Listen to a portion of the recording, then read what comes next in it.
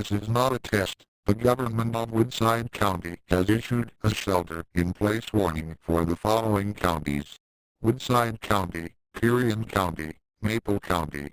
As of 10:25 p.m. Eastern Standard Time, 3 abnormal figures were sighted near the Kirian Cemetery. It is currently unknown if all 3 of these organisms pose a threat to the public.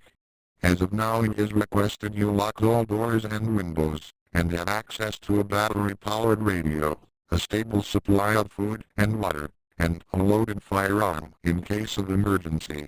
If you see any being that resembles that of a tall human with impossible features, slowly back away and try to refrain from eye contact or other interactions with this being. We do not know what it could do.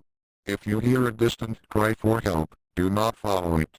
If you see something trying to get you to leave your home, do not follow it. Do not leave your home under any circumstance. This message will silence for your safety. Stay safe.